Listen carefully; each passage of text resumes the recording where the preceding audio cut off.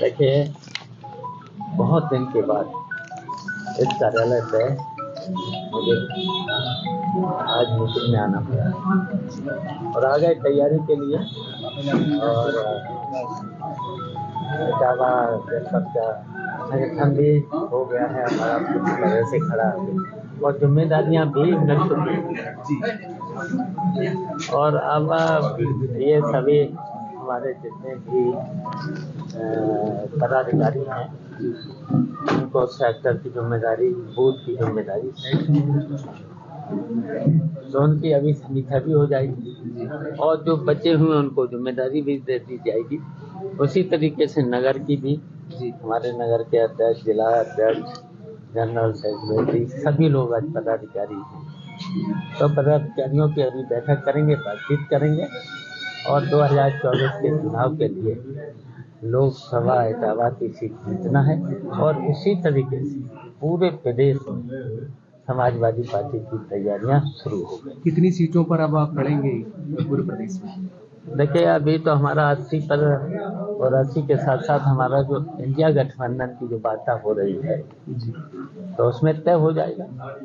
तो अभी गठबंधन कल चर्चा हुई है, मीटिंग हुई है, कुछ वहां से संकेत प्राप्त हुए हैं क्या? देखिए, अभी मुझे कोई सूचना नहीं मिली है। मीटिंग हो रही है और मीटिंग बहुत जल्दी हो जाएगी और उसमें तय भी हो जाएगा इंडिया गठबंधन में कौन कहाँ लड़ेगा। और हमारा संगठन तो पूरी 80% पर तैयारी कर रहा है। जिसको भी टिकट मिलेगी इंडिया गठबंधन के उसकी मदद करें। लेकिन अब आपकी भी बड़ी चर्चा है, आप कहाँ से पसंद कर रहे हैं लोकसभा? जैसे कार्यकर्ताओं में जोश रहे क्योंकि बड़ी उम्मीद है आपसे। अब वो राष्ट्रीय नेता तो जहाँ से फैसला लेगा जी। तो आपकी पसंदीदा सीट कौन सी रहेगी? आपकी पसंदीदा सीट कौन सी? हमारी बहुत ही पसंद है और जहाँ हमारा राष्ट्रीय नेतृत्व आदेश देगा वहाँ पर हो जाएगी। अच्छा, लेकिन अब मायावती जिस तरह से आरोप लगा रही हैं कि समाजवादी पार्टी में कभी सपा पे कहती दलित विरोधी है तो कभी कहती है कि अखिलेश पर भी उन्होंने हमलावर होकर के कह दिया गिरगिट की तरह रंग बदलते। क्या लग रहा है कि ये कौन सी राजनीति है, किस तरह से ये स्टैंड? देखिए, उनके बारे में क्या बताऊं।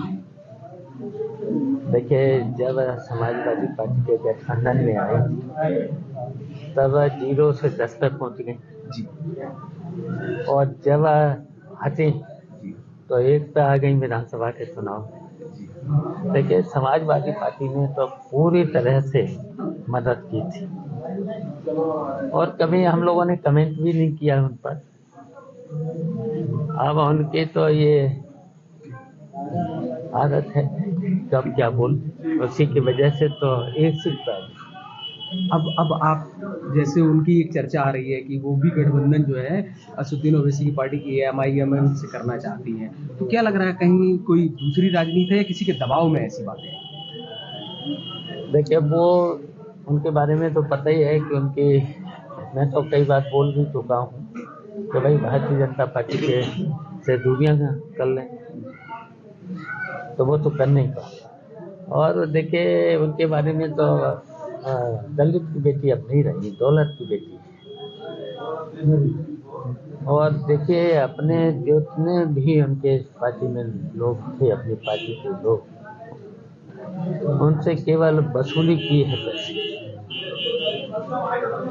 वसूली कर करके तो इस एक पे आ गए। तो अब तो दौलत की बेटे हैं तो उनको कोई परवाह नहीं है दलितों की, उनकी कोई, तभी तो उनका 22 तारीख को प्राण प्रतिष्ठा है, बड़ी जोर शोर से अयोध्या में बड़ा जलसा मनाया जा रहा है और तमाम तरह की चर्चाएं भी हैं कि विपक्षी जो है वो पसंद नहीं करते हैं, कभी ब्रजेश पाठक आरोप लगाते हैं तो कभी इस तरह से। और देखिए, वो भारतीय जनता पार्टी का राजनीतिक 22 तारीख को कार्यक्रम है, तो वो देखिए राजनीतिक कार्यक्रम में तो विपक्ष के लोगों को जाना नहीं है। उसके 22 के बाद सर चारों संगठन 22 के बाद हम जाएंगे मैं परिवार के साथ जाएंगे, दर्शन करेंगे। अच्छा, हम लोग तो भगवान राम को मानते हैं, कृष्ण को मानते हैं, और जितने भी भगवान हैं सबको मानते हैं। जी। लेकिन ब्रजेश पाठक कह रहे हैं कि जो राम के नहीं हुए वो कृष्ण के नहीं हुए, तो फिर वो कैसे यदुवंशी हो सकते हैं? इसमें हमें सफाई थोड़ी देनी है। हम लोगों से कौन ज्यादा भगवान को मानता है? हम लोगों से ज्यादा कौन मानता है?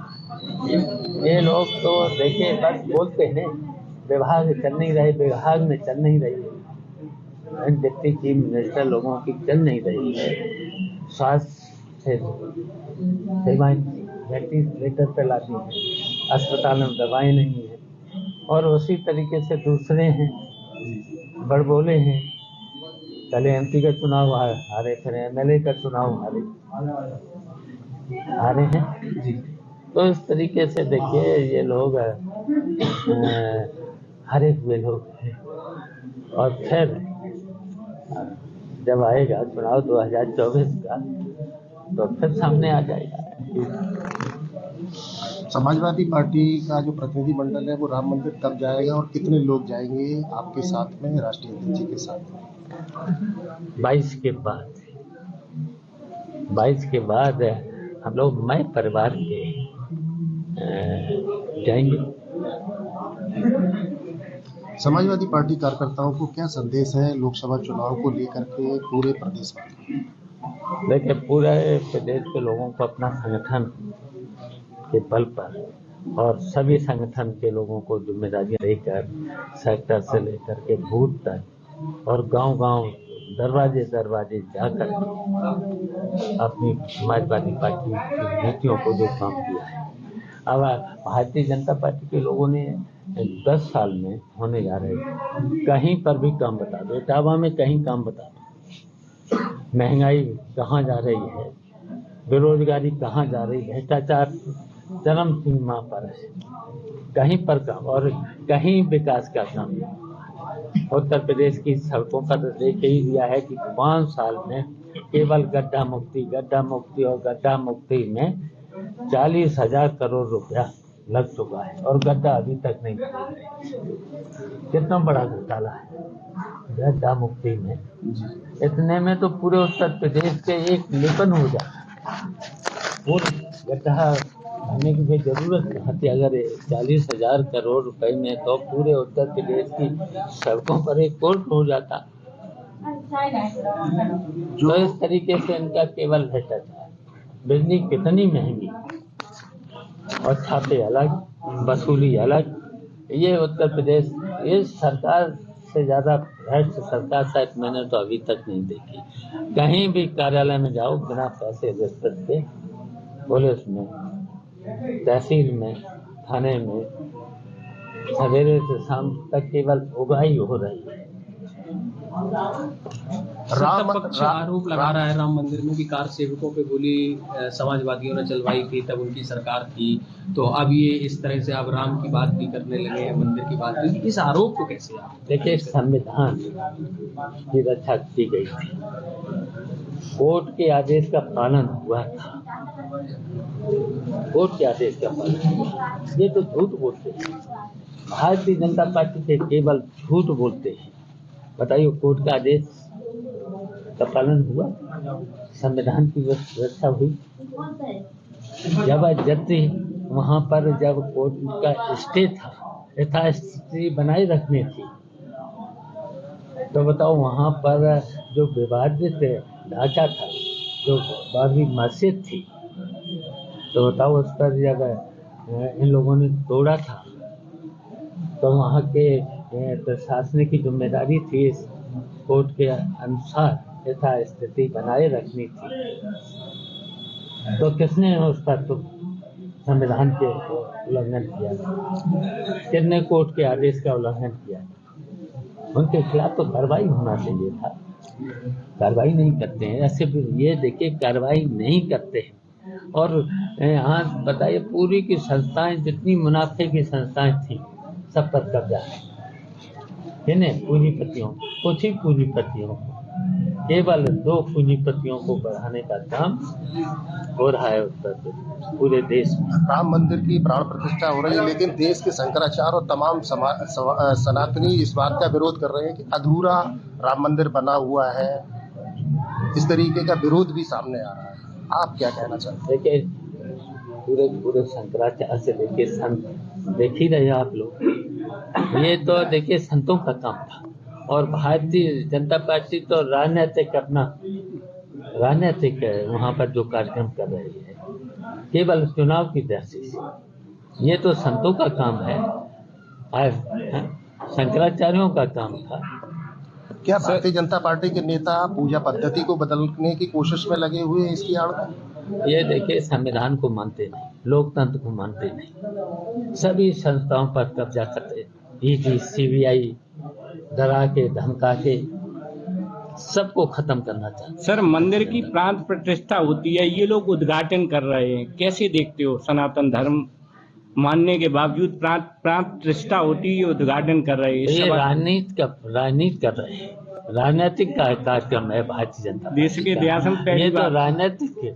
क्या लग रहा है कि लोकसभा चुनाव से पहले ईडी सीबीआई का और बड़ा दुरुपयोग शुरू होने की तो दुरुपयोग तो हो ही रहा है, लगातार दुरुपयोग हो रहा है।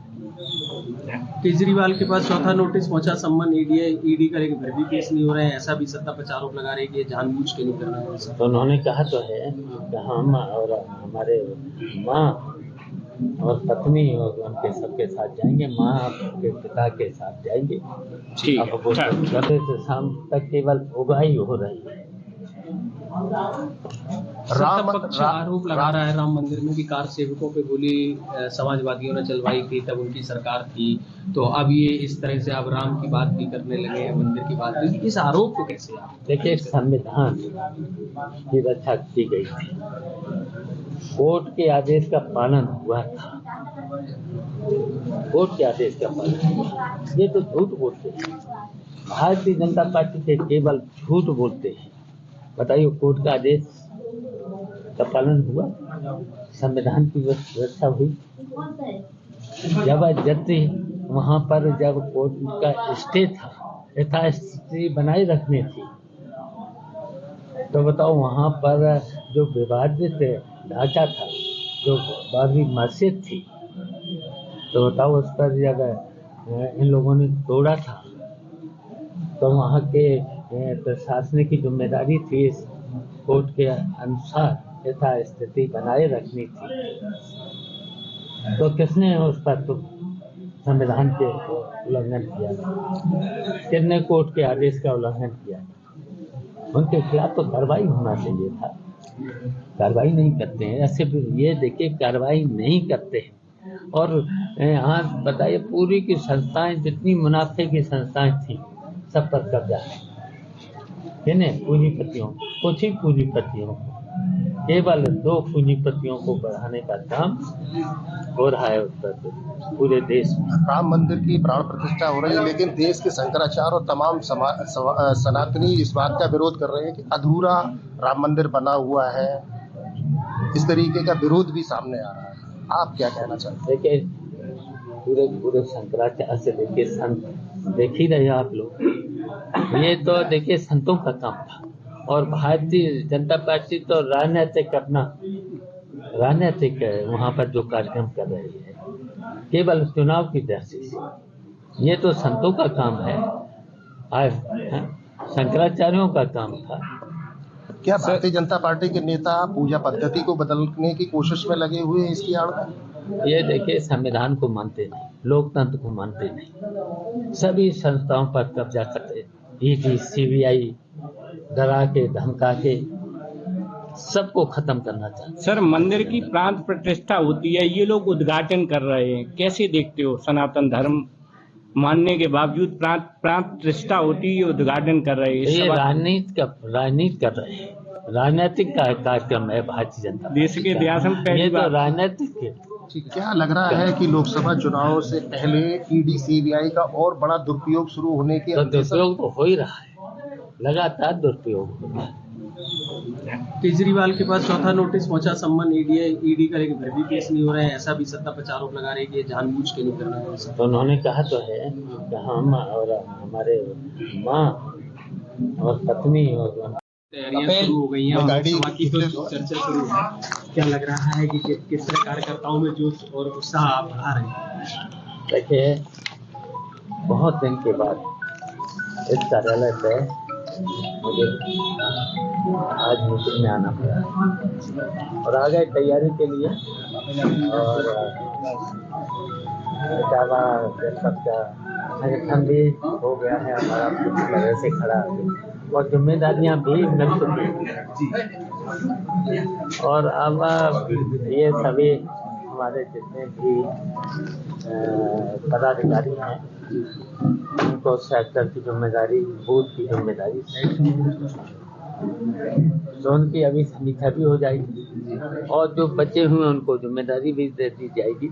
उसी तरीके से नगर की भी हमारे नगर के अध्यक्ष, जिला अध्यक्ष, जनरल सेक्रेटरी सभी लोग आज पदाधिकारी हैं। तो पदाधिकारियों की अभी बैठक करेंगे, बातचीत करेंगे और 2024 के चुनाव के लिए लोकसभा इटावा की सीट जीतना है। और इसी तरीके से पूरे प्रदेश में समाजवादी पार्टी की तैयारियां शुरू हो गई। कितनी सीटों पर अब आप लड़ेंगे पूरे प्रदेश में? देखिए, अभी तो हमारा 80 पर और 80 के साथ साथ हमारा जो इंडिया गठबंधन की जो वार्ता हो रही है तो उसमें तय हो जाएगा। तो अभी गठबंधन कल चर्चा हुई है, मीटिंग हुई है, कुछ वहाँ से संकेत प्राप्त हुए हैं क्या? देखिए, अभी मुझे कोई सूचना नहीं मिली है। मीटिंग हो रही है और मीटिंग बहुत जल्दी हो जाएगी और उसमें तय भी हो जाएगा इंडिया गठबंधन में कौन कहाँ लड़ेगा। और हमारा संगठन तो पूरी 80% पर तैयारी कर रहा है। जिसको भी टिकट मिलेगी इंडिया गठबंधन की उसकी मदद करें। लेकिन अब आपकी भी बड़ी चर्चा है, आप कहाँ से पसंद कर रहे हैं लोकसभा? जैसे कार्यकर्ताओं में जोश रहा है क्योंकि बड़ी उम्मीद है आपसे। अब वो राष्ट्रीय नेता तो जहाँ से फैसला लेगा जी। तो आपकी पसंदीदा सीट कौन सी रहेगी? आपकी पसंदीदा सीट कौन सी? हमारी बहुत ही पसंद है और जहाँ हमारा राष्ट्रीय नेतृत्व आदेश देगा वहाँ पर हो जाएगी।